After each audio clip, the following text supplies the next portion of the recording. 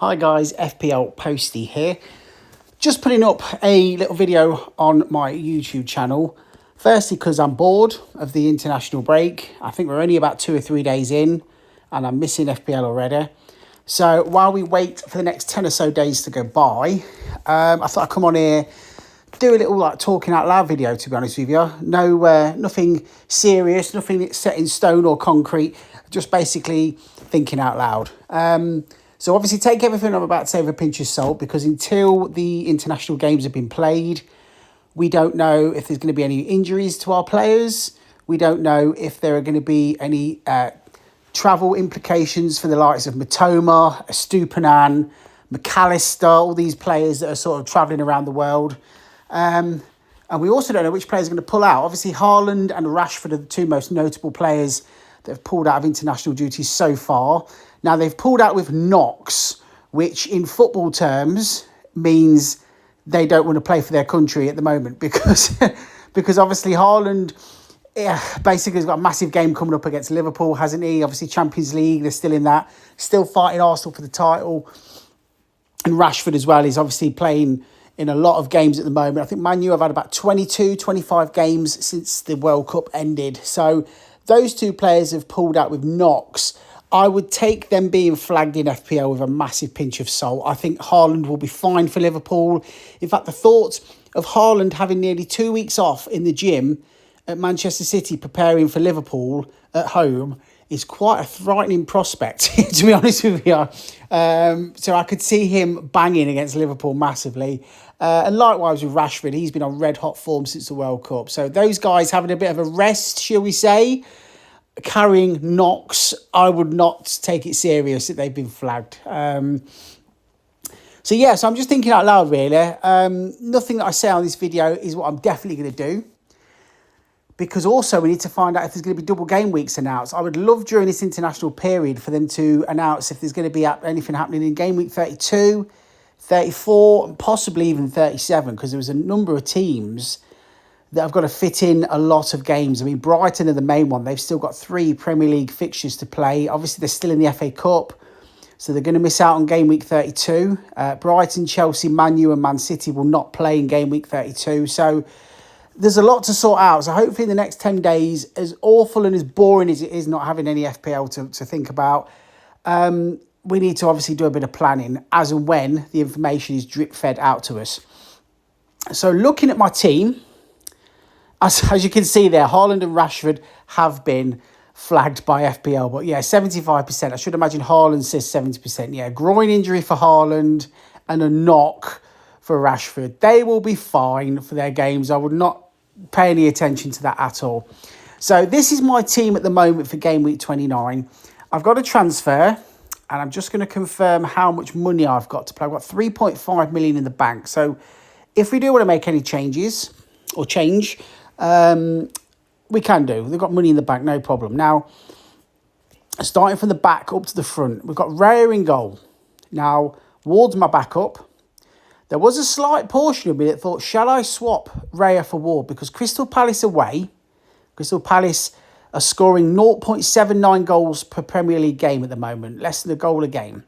And Aston Villa at home.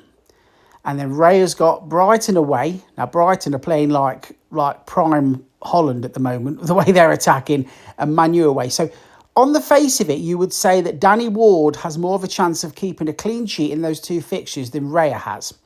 But it's been well documented that Everson has now taken over the number 1 spot at Leicester, right?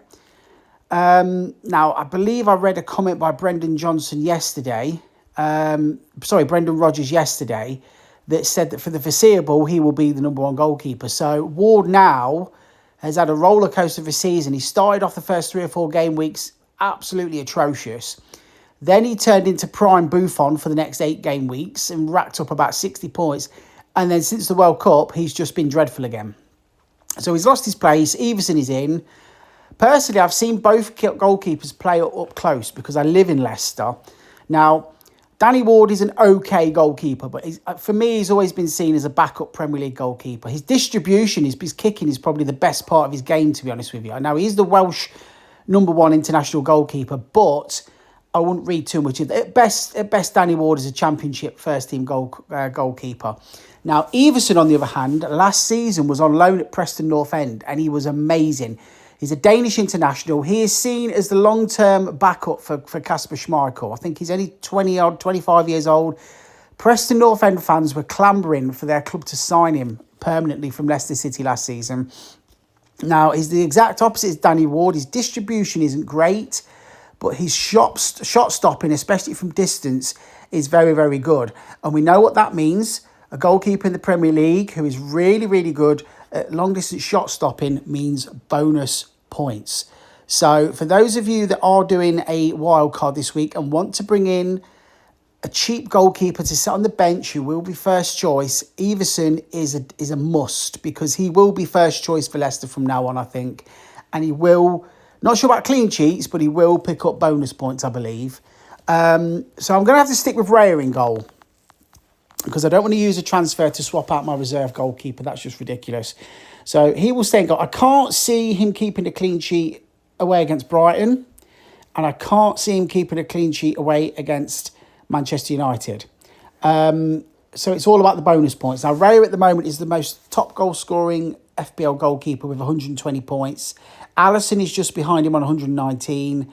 And then I think it's Ramsdale on 112, and then Sarr and Pope on 111. So it's all very tight at the top of the goal-scoring, the goalkeeper FPL charts. But Raya is very good for bonus points.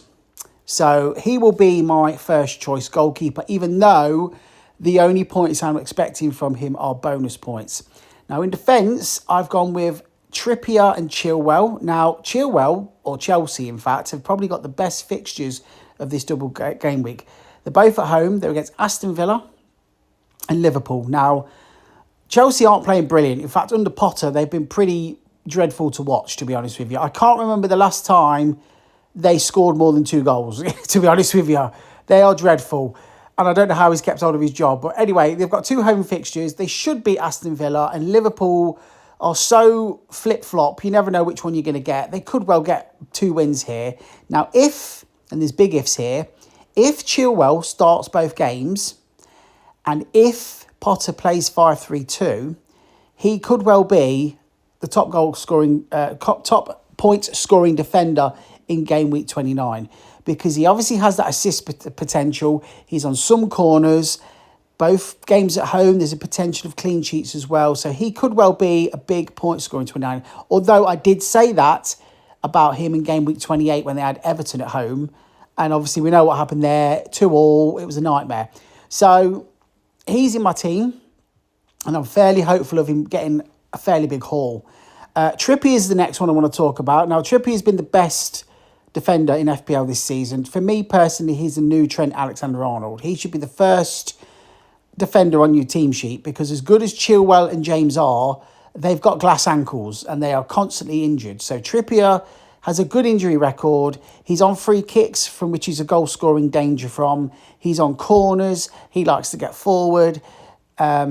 Newcastle have turned St James's Park into a fortress this season. So as long as Pope recovers from his knock that he's received and he stays in goal, then home games at St James's Park, they're almost like nailed on for a clean sheet or a chance of a clean sheet. So Trippier keeps his place. He's got Man U at home, which, like I say, as good as Man U are playing at the moment, there's every chance that Newcastle could keep a clean sheet. And then West Ham United away. West Ham are playing awful this season. So again, it's away from home. Tough place to go, the Olympic Stadium in London, to get a result. But yeah, they could, well, just like Chilwell, really, there's a good chance of him picking up assists and clean sheets as well. Now, the other two, Ben Mee and Tyrone Mings. Now, Tyrone Mings really came up trumps for me last game week. He got an assist and a clean sheet and 3 bonus. Amazing. But he's got Chelsea away, which will be tough. And he's got Leicester away, which will be tough. And he's not really, although he got an assist this week, he's not really known for his attacking returns. So I am kind of, if he gets anything more than appearance points, I'll be happy, to be honest with you. Now, I could put in Gabriel of Arsenal, because although he's only got the single fixture, it's Leeds at home. And although Leeds just recently have found their shooting boots, so obviously they put 4 past Wolves, didn't they, last game, the chances are that Gabriel will keep a clean sheet at the Emirates, and obviously he's a threat on set pieces. So I could well swap Mings for Gabriel. But obviously, with it being a double game week, it's almost unwritten rules in FPL that you go with someone that's playing 180 minutes plus rather than 90 minutes. So at the moment, barring any international injuries or setbacks, my back four will be all the double game weekers. Obviously, I didn't mention Ben Mee there. He's got the same fixtures as Raya. I can't see him keeping a clean sheet in either of them fixtures. Plus, just like Mings, he's not massively known for getting goal scoring returns or anything. So I think, will just be there for the points, appearance points, and hopefully if he gets anything, it's a bonus. Towards the end of the deadline on April the 1st, I know I'm going to be tempted to swap out either Mee or Mings, probably Mee, to be honest with you, for Gabriel, because like I say, he is one of the best FPL defenders. He's playing for the team at the top of the league. He scored the other week. So that will be a decision that will eat at me right up until the deadline. But at the moment, the back four are all double game weekers. Moving into midfield, Rashford is red hot at the moment, and he is Manchester United's main attacking outlet. He is flagged, but like I say, I think that's just an international thing, and I think he will be playing, pretty much 100% playing. Newcastle away and Brentford at home. Now, obviously, he's that in form at the moment. He could score against anyone, I think. Obviously, Brentford at home is the easier fixture. And I believe if he's going to get attacking returns, that will be the fixture it will be from. Who else have we got? James Maddison, Crystal Palace away and Aston Villa at home. They could get something from them, Leicester. Although they have an atrocious season, they always look like scoring. No matter how poor they play, they do always look like getting a goal. Unlike the likes of sort of Crystal Palace and Southampton, Leicester always look a goal threat. They've got Harvey Barnes, they've got Daka, they've got Kalichi, they've got Vardy. They have got attacking options. And normally if they do score, Maddison being on free kicks and corners and playing in a cam role near the edge of the box has normally got something to do with it. Obviously, he got the assist for Barnes' goal against Brentford last time out. So, yeah, Crystal Palace away. Obviously, new manager there in Roy Hodgson, if you can call him a new manager. They've wheeled out the old boy again to take over there. He could well get something there. And Aston Villa at home. I can see Maddison getting one, possibly two, attacking returns this game week in 29. But obviously, he has been a little bit injury prone this season, so he has to play both games. I'm sure he will, because Tielemans is still out until mid to late April. So I think Rodgers will play him for both games, and I think he will get returns. If you haven't got him in your team already, a great differential is Harvey Barnes. He's only 1.6% owned last time I checked, and obviously scored against Brentford. He's looking like he will get back into the Leicester squad and keep his place permanently. He did lose it for a few games. They brought in a Brazilian called Tete, didn't they, Leicester? And he's been played by Rodgers on the right and the left. But he looked really sharp against Brentford, did Harvey Barnes. So I think he will keep his place and is an excellent differential. And finally, Matoma. Now, he's travelling on international duty with Japan for the break. So he's one of those Brighton players where there's a big question mark whether he will feature for the first game, because you don't know how he'll be travelling.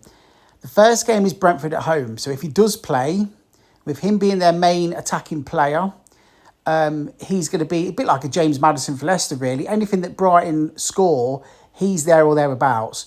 So Brentford at home, and then struggling Bournemouth away, you've got to think that if he plays in both, he will get an attacking return. That's kind of the reason why I've put the captain's armband on him at the moment.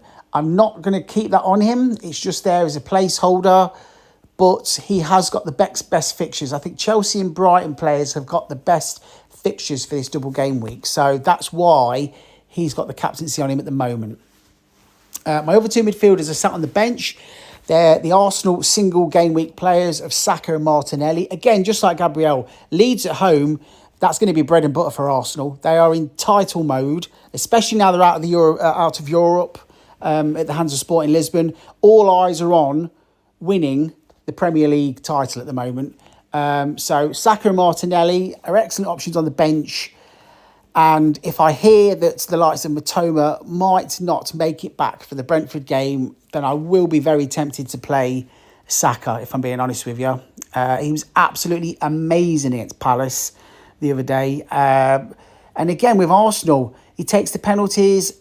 Any kind of attack, he's there or thereabouts, either on the wing or in the box.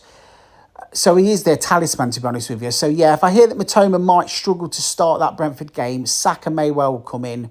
It's great to have these Arsenal options on the bench, not worried about having to play Patterson or who was the other guys we had at the beginning of the season, Greenwood.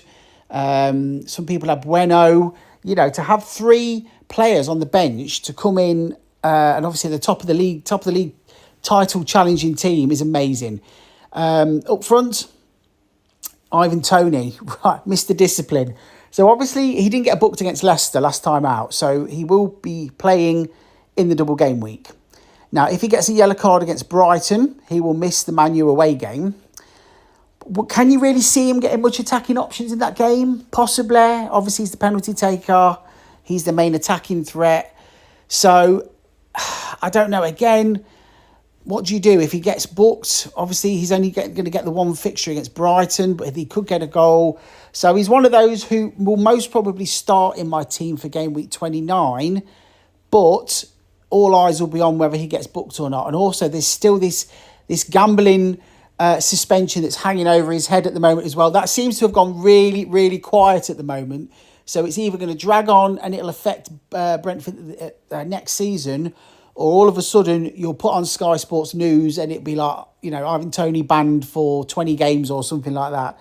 So we're waiting. And again, this international week, we're going to find out so much stuff. What happens with Ivan Toney? What double game weeks are we going to get? Which players are going to get injured? You've just got to hold your horses and not make any transfers at all right up until deadline. Ollie Watkins does exactly what he says on the tin. He's bang on form at the moment for Villa, who are playing very well under their new manager. Chelsea away is tough, but they could get something. Leicester away isn't great, but again, they have more of a chance of getting something. Plus, more importantly, as well as him being bang on form, while Coutinho is still out the team injured, Ollie Watkins is the Villa penalty taker, although Aston Villa very rarely get penalties. So he's in my team. And then we've got the man, the myth, the legend, Mr. Haaland, obviously pulled out of international duty against Spain and Georgia for Norway. As I said at the start of the video, to think of him training now at Manchester City in the gym and getting psyched up to destroy a roller coaster flip-flop Liverpool team. A lot of people sold him last week. He was 80% owned. A lot of people sold him because he's got single fixtures. He's got tough fixtures.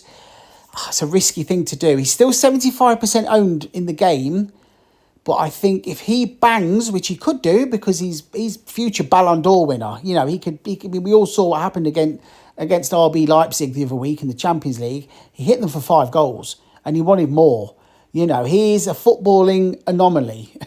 Basically. So if you've not got him in your team and you've sold him to use the money to get in double game weekers, brilliant. That's a really good plan. But you run the risk, if he bangs while he's in our team and you haven't got him, you're gone. That's your FPL season done, to be honest with you. Because if you do get rid of him, no doubt you will want him back in your team at some point in the season. And you've then got to do major surgery on your team to get him back in. So that's why I've kept him. Just like the 3 Arsenal players, he's in my team at the moment. But with the transfer I have in mind, which I may well do, he will come off and be on the bench. Now, the way you look at it is like this. You can have a player in your team that's going to have 2 fixtures and have 180 plus minutes to get returns. Or you can have Haaland, who will have half of that time, 90 minutes, but he plays for a major attacking team who get at least 70% possession every game. They're at home against a struggling team. Okay, it's Liverpool. Liverpool are an amazing football team, but they are struggling and they are low on confidence. I can see Man City battering Liverpool, if I'm being honest with you. And with him being the main man up front, he's going to get goals. Obviously, penalty taker as well. So he will definitely score against Liverpool. I can almost guarantee it.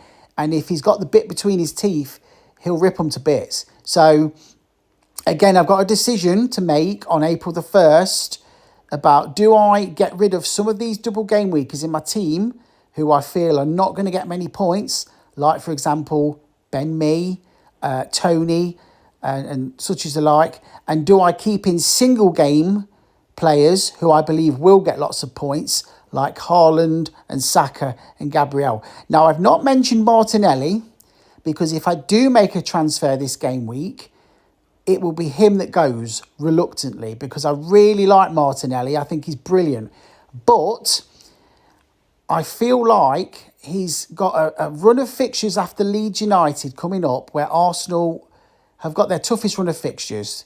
They've got the likes of Liverpool, Manchester City, West Ham United. They've got some... and now, don't get me wrong, Arsenal have played brilliant all season. They could beat all of them. And Martinelli could star. But Bruno Fernandes of Manchester United, he's the penalty taker. He plays in every single game for them, and he plays the full 90 minutes. Now, Man U have got a lot of fixtures coming up. They're still in the FA Cup, so they won't play in 32. They're still in the Europa League as well. They're still fighting for fourth place, and their squad isn't massive. So there may be a risk of rotation for Bruno. But they've got, Forest, they've got Bournemouth, they've got a double game week in 29. I just feel like if I could move Haaland onto the bench and then play with two up front in Tony and Watkins, and then have a four-man midfield of Maddison, Rashford, Matoma and Bruno Fernandes, I feel like all four of them midfielders could well get big returns. So if all four of them midfielders get double digits, that's over 40 points already just in my midfield. So that's what I'm thinking at the moment. This week is, for me, is all about, do I go with minutes over returns? You've got players there, Haaland, Saka, Gabriel, who could all get double-digit hauls with just one fixture. Or do I risk it and go with players with two fixtures and hope that they get a double-digit haul? So it's big decisions, really. It's a great problem to have. Trying to pick good players over good players is a fantastic problem to have for an FPL team. But I'm hoping in a weird kind of way that there are injuries or problems or suspensions over this international break, because it will make my decision making for my FPL team a lot easier. So, but that's where I'm at the moment. This is my team. At the moment, I'm sticking with 4 at the back, but it will be 4 in midfield: Maddison, Rashford, Matoma and Bruno Fernandes. And then up front, it will be Tony and Watkins. My bench will be Haaland, Saka and Gabriel. I mean, that's got to be the best bench ever, isn't it? But that's how I'm reading into things at the moment. I might possibly upload a video of a wild card or a free hit draft, possibly. I've got the time with the international break being on, so we'll see. But I just wanted to come on and basically just speak out loud and see what you guys thought of my plans for double game week 29. Okay, take it easy, guys.